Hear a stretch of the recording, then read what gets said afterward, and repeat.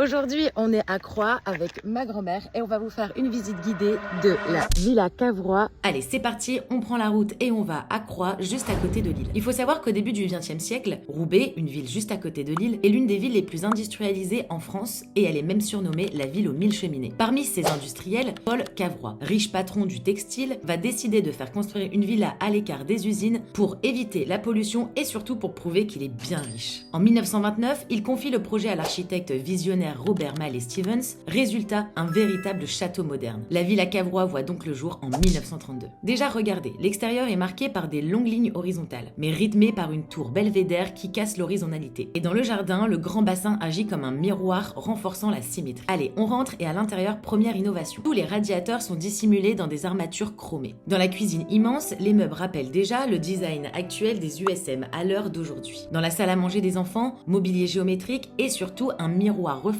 un bas-relief signé des frères Martel. Dans la salle à manger des parents, un autre miroir permet à chacun assis autour de la table de profiter du jardin. Et aussi la table met en valeur le marbre vert des murs. Dans le salon, la lumière est indirecte et c'est une innovation parce que la lumière indirecte est réfléchie sur un mur ou un plafond ou encore un panneau pour après éclairer une pièce. Comme ça, pas de lumière qui éblouit. Petit passage par les chambres qui évoque le style des Stilges. On monte les escaliers qui baignent de lumière et surtout qui a une vue sur le jardin, comme toutes les pièces de la villa. On va directement dans la chambre parentale que je trouve magnifique avec ses jeux de contraste et son bois de palmier tellement élégant. Et là, le rêve, la salle de bain. La moquette est trop mignonne et surtout joue aussi sur les contrastes avec le marbre blanc. Mais l'histoire n'est pas si douce. Occupée par les Allemands pendant la Seconde Guerre mondiale puis vendue et abandonnée en 1986, la villa va tomber en ruine. Elle sera sauvée par son classement au titre de monument historique, mais il faudra plus de 13 ans pour restaurer cette villa et retrouver son état d'origine. Aujourd'hui, la Villa Cavrois reste une icône du modernisme, toujours aussi inspirante pour les designers.